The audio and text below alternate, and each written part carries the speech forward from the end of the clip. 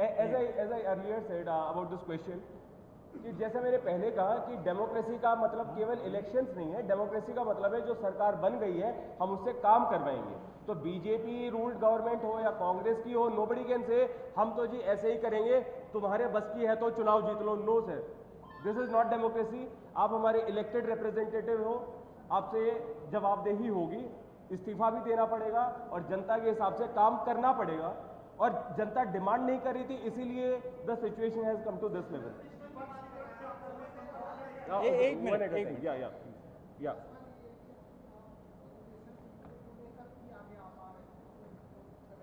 थोड़ा जोर से बोलो।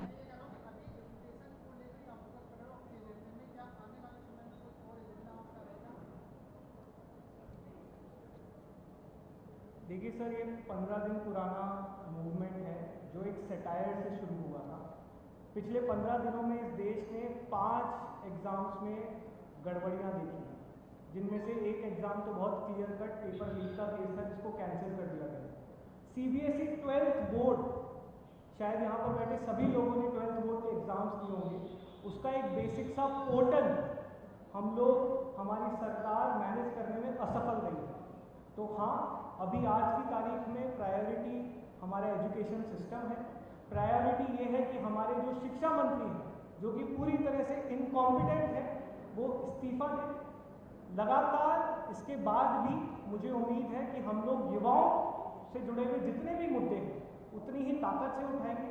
लेकिन आज की तारीख में हमारी प्रायोरिटी सिर्फ एक है और वो है धर्मेंद्र प्रधान जी का इस्तीफा।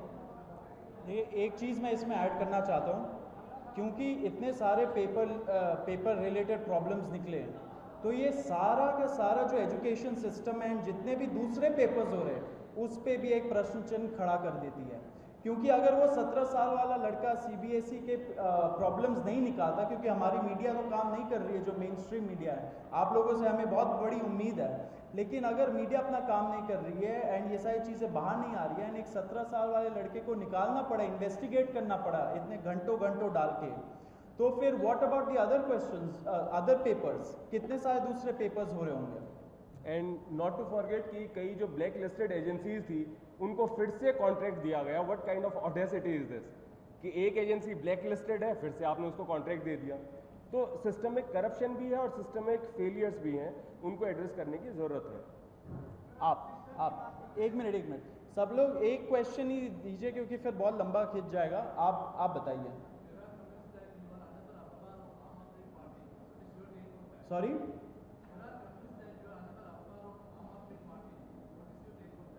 अच्छा, आम आदमी। देखिए, पिछले कुछ सालों में इस देश में जो भी सवाल उठाते हैं वो या तो एंटी नेशनल हो जाते हैं, या फिर वो पाकिस्तानी कहलाते हैं, या फिर वो किसी पॉलिटिकल पार्टी की बीविंग कहलाते हैं। जब इस देश में 17 साल के वेदांत श्रीवास्तव को CBSE के पोर्टल पर सवाल उठाने के नाम पर पाकिस्तानी बोल दिया गया, तो हम तो बहुत छोटे हैं।